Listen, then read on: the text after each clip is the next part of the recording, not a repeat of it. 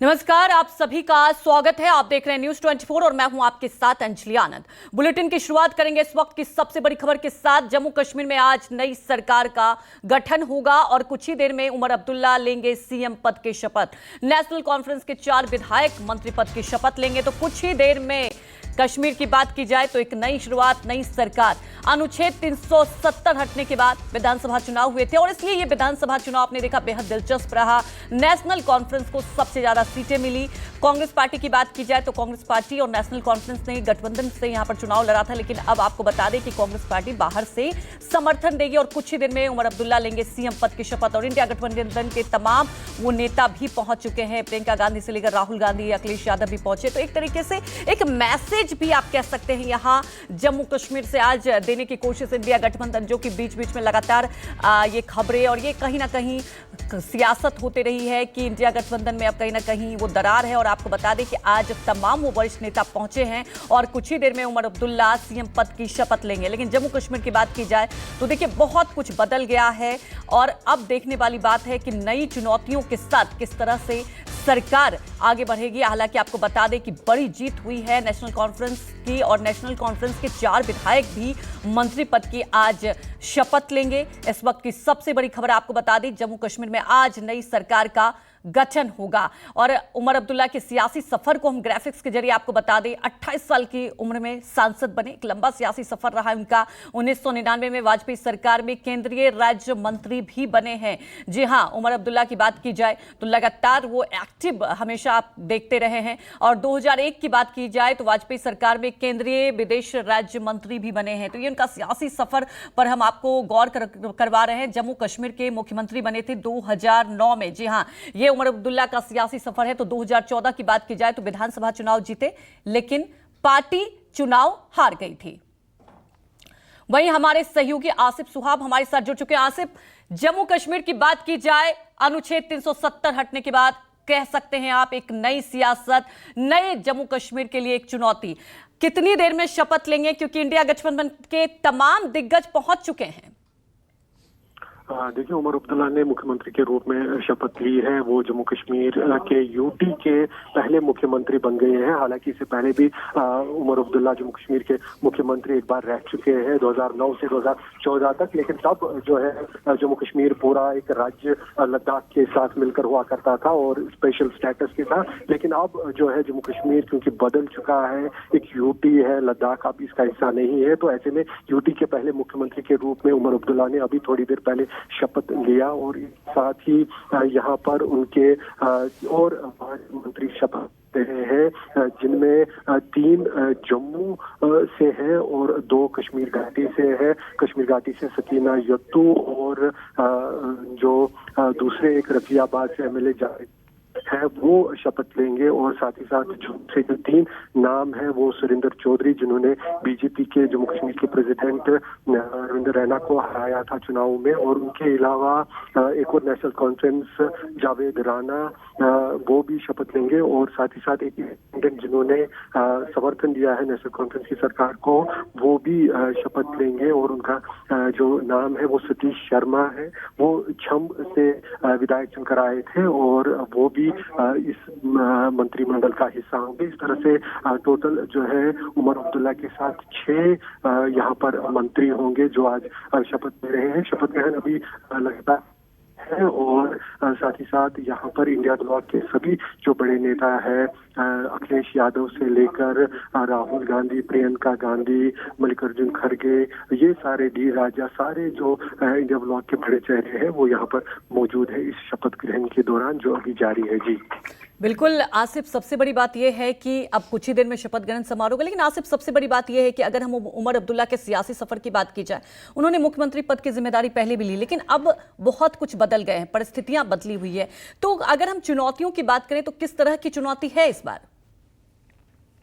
काफी बड़ी चुनौतियां हैं उमर अब्दुल्ला के सामने। इस मुख्यमंत्री की शपथ ग्रहण के बाद उनका कार्यकाल शुरू हो जाएगा जम्मू कश्मीर के मुख्यमंत्री के रूप में, क्योंकि अभी भी जो जम्मू कश्मीर में अधिकतर अधिकार यूटी में है वो लेफ्टिनेंट गवर्नर मनोज सिन्हा के पास है। और ऐसे में मुख्यमंत्री के रूप में जो उनके सामने चुनौतियां सबसे बड़ी होगी वो ये कि जो इंडिया ब्लॉक ने चुनावों के दौरान जम्मू कश्मीर के लोगों से वादे किए थे, चाहे वो रेस्टोरेशन ऑफ स्टेटहुड हो, धारा 370 के लिए लड़ाई लड़ने की बात हो, या जिस तरह के जो आम लोगों से जो वादे किए गए हैं, फिर फ्री इलेक्ट्रिसिटी, बिजली के 200 यूनिट हर महीने, 12 गैस सिलेंडर लोगों के लिए जो गरीब वर्ग के लोग हैं, इस तरह के काफी सारे वादे किए थे चुनाव के दौरान इंडिया ब्लॉक ने, इंडिया अलायंस ने यहाँ पर। और इन सभी वादों पर उतरने के लिए जो है काफी बड़ी चुनौतियां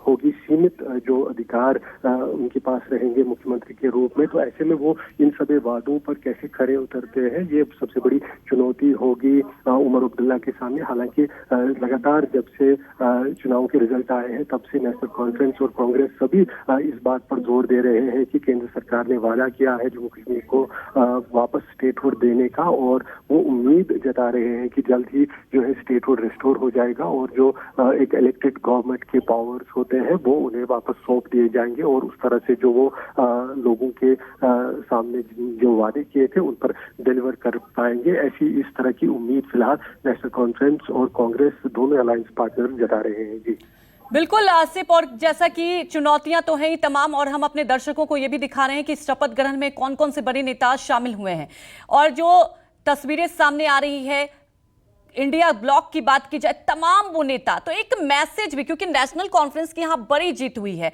अनुच्छेद 370 हटने के बाद लगातार आपने देखा बीजेपी तमाम दावे कर रही थी कि नया कश्मीर, नए कश्मीर में बदलाव, लेकिन जनता ने नेशनल कॉन्फ्रेंस को बड़ी जीत दी है।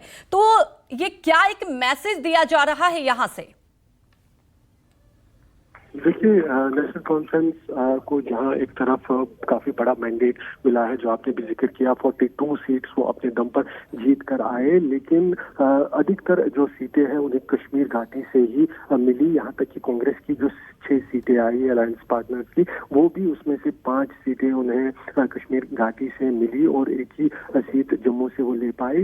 इसी तरह से जो है जम्मू में जो बीजेपी है उसको काफी वहां पर मजबूती देखने को मिली। 29 विधायक उनके वहां पर चुन के आए, तो एक तरह से जो पूरा ये बटा हुआ नजर आया कि एक तरफ जम्मू बीजेपी के साथ खड़ा हुआ, तो वही दूसरी तरफ कश्मीर घाटी और जम्मू के कुछ हिस्से, खासतौर पर वो हिस्से जहां पर मुस्लिम लोगों की आबादी ज्यादा है, वो नेशनल कॉन्फ्रेंस के साथ खड़े नजर आए। और ऐसे में संतुलन बनाना, जम्मू कश्मीर में जो सरकार उमर अब्दुल्ला की अगुवाई में बनी है, उस सरकार का संतुलन बनाए रखना और जम्मू और कश्मीर दोनों को साथ लेके चलना, वो काफी बड़ी चुनौती उमर अब्दुल्ला के सामने भी यहाँ पर नजर आ रही है कि कैसे वो दोनों जो रीजन के लोग हैं उनको साथ लेकर चलते हैं। हालांकि आज जो शपथ ग्रहण हुआ है उसमें थोड़ी सी उसकी तस्वीर जो है नजर आती है, क्योंकि आज इस शपथ ग्रहण में जो जम्मू से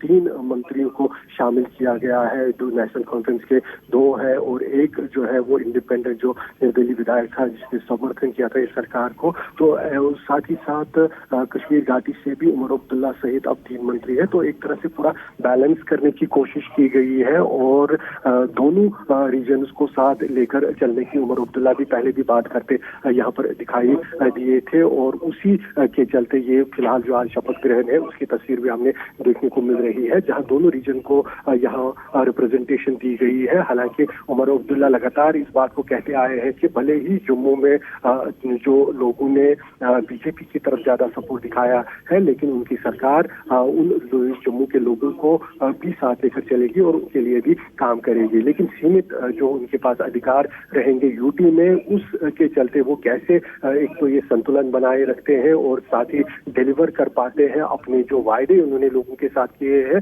वो जरूर यहाँ पर अब देखने वाली बात होगी। उसको लेकर सबकी नजर उमर अब्दुल्ला की सरकार पर रहेगी। जी